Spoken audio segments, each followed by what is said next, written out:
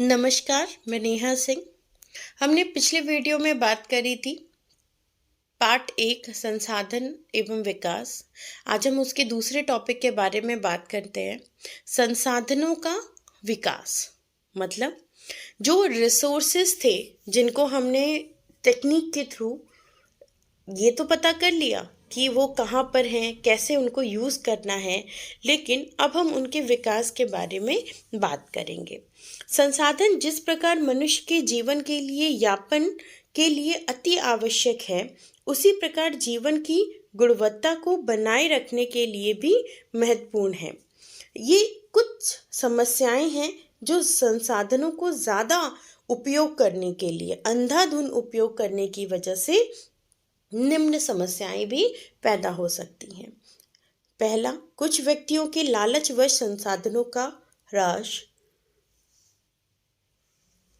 दूसरा, संसाधन समाज के कुछ ही लोगों के हाथ में आते हैं और दो हिस्सों का संसाधन संपन्न, संसाधनहीन, अमीर और गरीब में बंट गया है। मतलब पहला, लालच की वजह से कुछ लोग सिर्फ अपने पास उसे रिजर्व करके रखना चाहते हैं। दूसरा, ये गरीब और अमीर दो तरीके में बंट चुका है।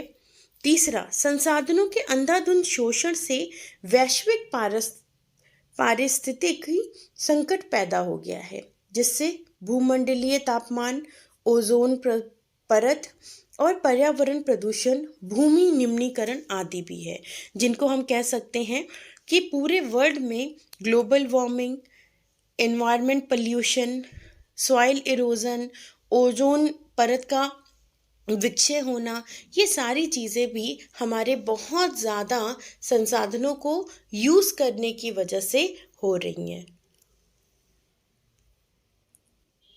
मानव जीवन की गुणवत्ता और विश्व शांति बनाने के लिए संसाधनों का समाज में न्याय संगत बंटवारा आवश्यक हो गया है।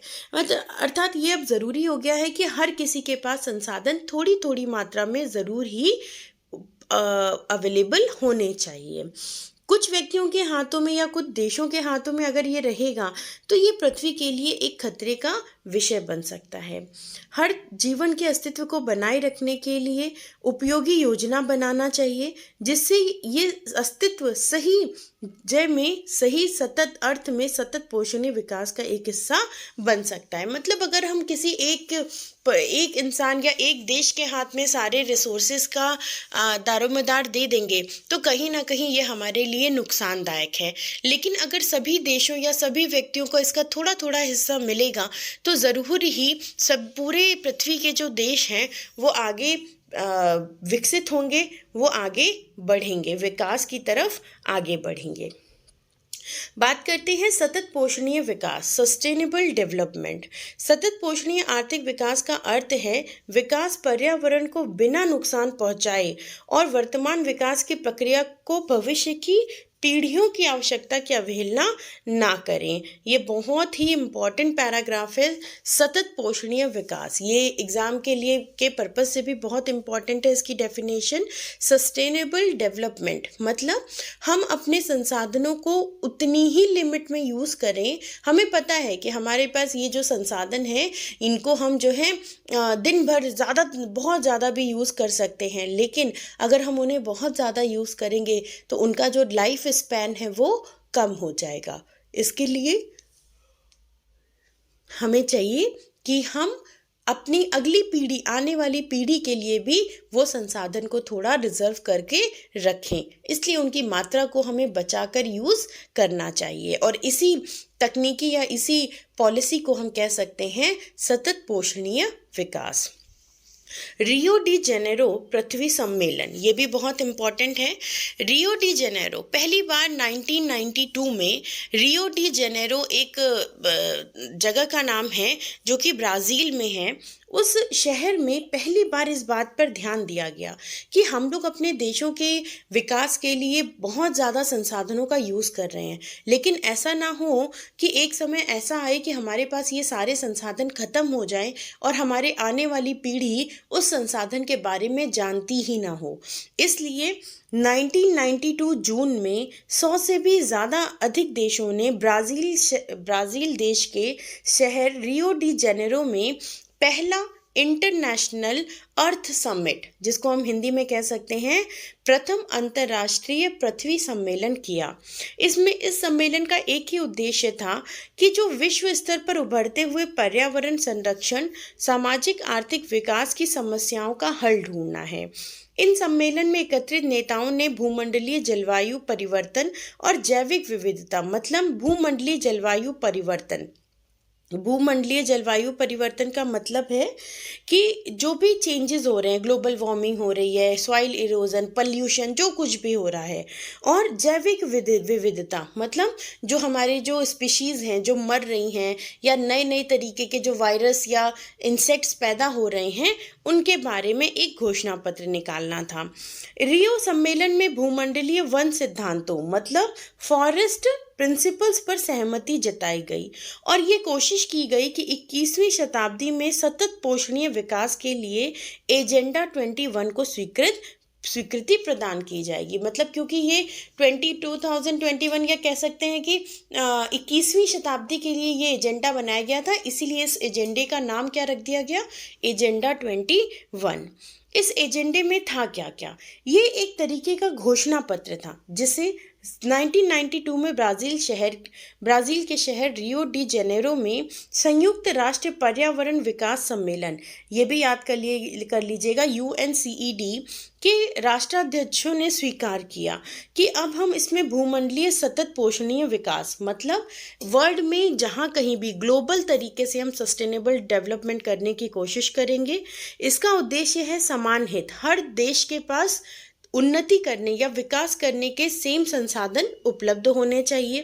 पारस्परिक आवश्यकताएं, मतलब मान लीजिए कोई एक देश है जिसके पास टेक्निक बहुत अच्छी है और दूसरा देश है जिसके पास ये प्राकृतिक संसाधन बहुत ज़्यादा उपलब्ध है, तो ये दोनों एक दूसरे से मिलकर कोलैबोरेट करेंगे और दोनों देश आपस में अपने जो संसाधन हैं उन्हें बांटेंगे।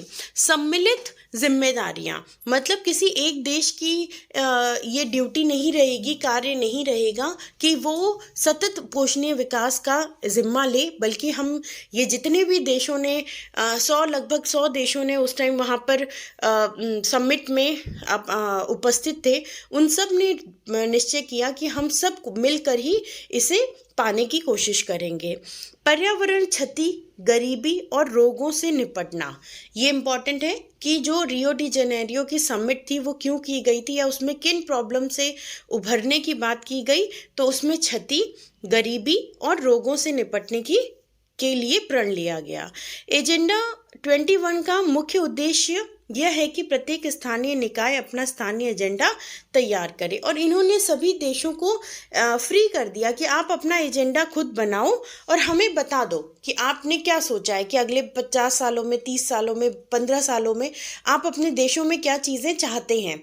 जैसे विकास चाहते हैं, गरीबी हटाना चाहते हैं, अपने यहाँ के ह्यूमन रिसोर्सेज को बढ़ाना चाहते हैं, तो वो खुद आप अपना एजेंडा तैयार करिए, अपनी लिस्ट तैयार करिए और फिर हम जब अगली मीटिंग में मिलेंगे तो आप हमें बताना कि आपने उसमें कितना प्रोग्रेस किया, कितनी आपने उसमें डेवलपमेंट करी, आपने किन से हेल्प ली, कौन कौन से देशों ने आपकी मदद करी। तो ये उन्होंने खुद ही हर एक देश के ऊपर छोड़ दिया कि हम ये जो 100 देश हैं एक दूसरे की मदद करेंगे और एक दूसरे को मिलजुल कर आगे बढ़ाने की कोशिश करेंगे। संसाधन नियोजन, अब सबसे पहला काम हो गया कि अगर हमारे पास जो संसाधन हैं, अगर वो उनका विकास करना है तो सबसे पहला काम हमें करना पड़ेगा उनका नियोजन, उनकी प्लानिंग। संसाधन नियोजन का मतलब क्या होता है, संसाधन या रिसोर्सेज की प्लानिंग करना। संसाधनों के विवेकपूर्ण उपयोग के लिए नियोजन एक सर्वमान्य रणनीति है। देश में जहाँ संसाधनों की उपलब्धता बहुत अधिक और विविधता में है, वहीं ऐसे प्रदेश भी हैं जहाँ संसाधनों की प्रचुरता है परंतु दूसरी तरह संसाधनों की कमी है। ऐसे प्रदेश भी हैं जो संसाधनों की उपलब्धता के संदर्भ में आत्मनिर्भर हैं और कुछ ऐसे हैं जो महत्वपूर्ण संसाधनों की अत्यधिक कमी है। जैसे हम बात करते हैं, हमारे देश में दिल्ली एक ऐसा शहर है, ऐसा एक एरिया है जहाँ पर डेवलपमेंट बहुत ज़्यादा है, लेकिन वहाँ पर संसाधन उपलब्ध नहीं है। और अगर हम इसी की दूसरी तरफ बात करें, झारखंड, मध्य प्रदेश, छत्तीसगढ़ जैसे प्रांतों की, जहाँ पर बहुत ज़्यादा खनिज कोयले के रूप में उपलब्ध हैं। तो अरुणाचल प्रदेश में जल है, मूल विकास की कमी है। क्यों? क्योंकि वहाँ नेचुरल रिसोर्सेज तो अवेलेबल हैं, नेचुरल संसाधन तो हैं, लेकिन वहाँ पर उनको बहुत ज़्यादा ऊपर नहीं बढ़ाया जा सका, क्योंकि वहाँ पे टेक्निक, बिजली, इन चीज़ों की कमी रह गई। राजस्थान में पवन और सौर ऊर्जा, जल संसाधनों की कमी है। मतलब हर जगह पर कहीं पर कुछ बहुत ज़्यादा है, कहीं पर कुछ। अगर राजस्थान में सोलर ऊर्जा बहुत ज़्यादा है तो वहाँ पानी की कमी है। अरुणाचल प्रदेश में जल है तो लेकिन वहाँ टेक्निक नहीं पहुँच पा रही है, क्योंकि वहाँ पहाड़ हैं। तो ये अगर हम इसी जगह पे लद्दाख की बात करें तो ये एक शीत मरुस्थल है, मतलब कोल्ड डेजर्ट है ना, अलग थलग हो जाता है पूरे देश से। फिर इनकी संस्कृति, इनकी विरासत बहुत अच्छी है, जल आधारभूत संरचना बहुत अच्छी है। राष्ट्रीय, प्रांतीय, प्रादेशिक, स्थानीय स्तर पर संतुलित संसाधन नियोजन की आवश्यकता है। और इसीलिए हर देश की जो सरकार है उसको ये चाहिए कि कैसे हम जहाँ पर जिस संसाधन की कमी है वहाँ पर उसकी पूर्ति करें, और उस जो एरिया है उसके हम डेवलपमेंट की बात करें या उसके नियोजन की बात करें। अगर हम बात करते हैं भारत में संसाधन नियोजन की, तो ये अगले वीडियो में हम बात करेंगे। अभी हमने बात करी कि कैसे हम उन्हें नियोजित कर सकते हैं, प्लानिंग कर सकते हैं, उसका क्या उपयोग है। अब ये अगला जो पैराग्राफ है वो हम पढ़ेंगे अगले वीडियो में। तब तक के लिए नमस्कार। अगर आपको वीडियो अच्छा लगा हो तो please subscribe and like it. Thank you.